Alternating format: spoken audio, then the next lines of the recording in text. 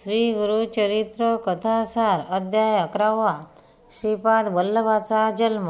एके दिवशी श्रीपाद वल्लभांनी अंबिका नावाच्या स्त्रीला शनिप्रदोषाचे व्रत करावयास सांगितले होते.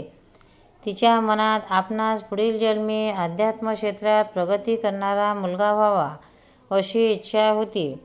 स्वामींनी ती इच्छा जाणली. त्यावेळी स्वामींनी अंबिकेच्या मतिमंद मुलाला आशीर्वाद देऊन त्याला ज्ञानी बनवले. त्यामुळे त्याची कीर्ती सर्वत्र पसरली. अंबिकेच्या मनातील मुलाची चिंता नाहीशी झाली.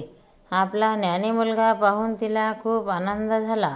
अंबिकेचे आयुष्य आता सुखी समाधानी होते. ती आता वृद्ध झाली होती. काही दिवसांनी तिने देह ठेवला. पुढे तिचा दुसरा जन्म वराळ प्रांतातील करंजपूर नगरी या नावाच्या गावात झाला. ब्राह्मण कुळात ती जन्माला आली होती. लहानपणापासून सुसंस्काराने लाभले होते. घरातील लोकांनी त्या मुलीचे नाव अंबा असे ठेवले. तिच्या बाललीला पाहून घरातील सर्वजण सुखावत होते. ती दिसायला सुंदर होती. सदैव चेहऱ्यावर स्मित हास्य होते. अंबिका हळूहळू मोठी झाली. मुलगी त्या परक्याची धोन होय. तिच्याच गावातील माधव नावाच्या मुलाशी तिचे लग्न झाले.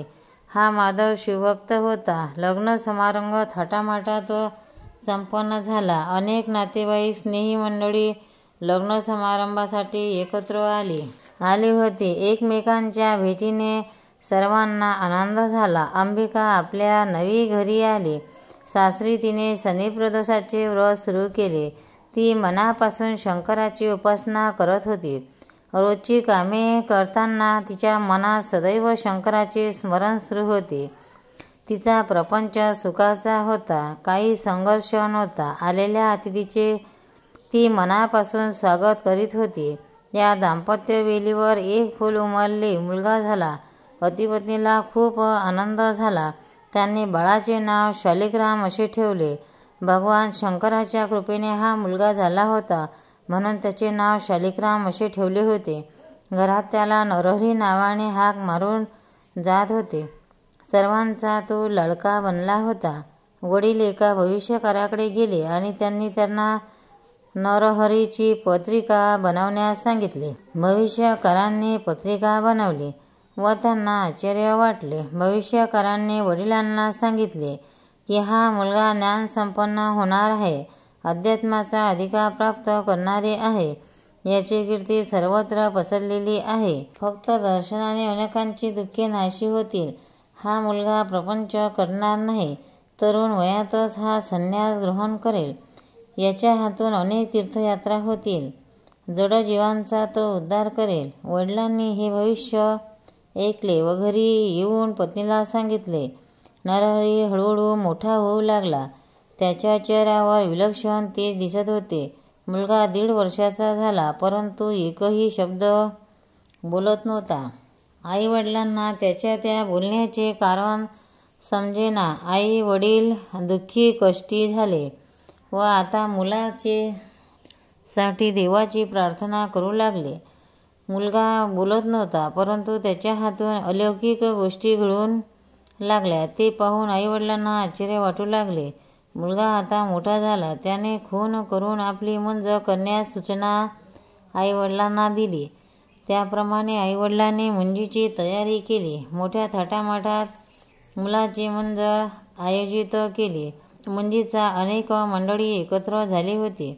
मुलाला गायत्री मंत्र सांगितला. त्यावेळी न बोलणाऱ्या त्या मुलाच्या मुखातून वेदातील तेजस्वी मंत्र प्रगट होऊ लागले. आई वडिलांना गुरुजींना जमलेल्या सर्व लोकांना महान आश्चर्य वाटले. मुलगा श्लोक म्हणत होता आणि सर्वजण एकाग्रतेने ऐकत होते. मुंज झाली. सर्वजण आपापल्या घरी गेले. गावात सर्वत्र मुलांची चर्चा होत होती. काही वर्ष मुलगा घरी राहिला. आई वडिलांच्या समोर तीर्थयात्रेची इच्छा प्रगट करू लागला. आई वडिलांनी सांगितले, तू घरात आमचा आधार आहेस. तू आम्हाला सोडून निघून गेला तर आम्ही एकटे जीवन कसे कंठणार. नरहरीने आई वडिलांना समजावून सांगितले, आपण काळजी करू नये. आपल्या पोटी आणखी 4 मुलगे जन्माला येतील. तसेच एक मुलगी जन्माला येईल. ती मुलगी योग्य प्रकारे सांभाळ करते. तुम्हाला काळजी करण्याचे कारण नाही.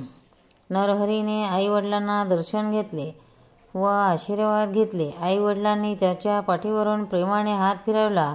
आईवडिलांच्या डोळ्यात अश्रू उभे राहिले. जड अंतकरणांनी त्यांनी मुलाला तीर्थयात्रा करण्यास परवानगी दिली. नरहरी म्हणजे श्रीपाद वल्लभास्वामी आहेत यांची खात्री आईला झाली. श्रीपाद वल्लभांनी त्या घरात जन्म घेतलेला होता. आता तीर्थयात्रा करण्यासाठी ते घरातून बाहेर पडले. पुढे मुलाने सांगितल्याप्रमाणे त्यांच्या घरात 4 मुलगे व 1 मुलगी जन्माला आली. सर्वांना आनंद झाला. प्रपंच सुखाने संपन्न झाला. बालगोपाल आनंदाने घरात खेळत होते. त्यांच्या लीला विलासात आई वडील रममाण झाले होते. श्रीपाद वल्लभ स्वामी की जय. भक्तांनो, व्हिडिओ आवडल्यास व्हिडिओला लाईक करा, शेअर करा, सबस्क्राईब करा. तसेच बाजूला असलेल्या बेलवर क्लिक करा म्हणजे याच्यापुढील सर्व व्हिडिओ तुम्हाला सर्वात आधी मिळत जातील. जय श्री कृष्ण.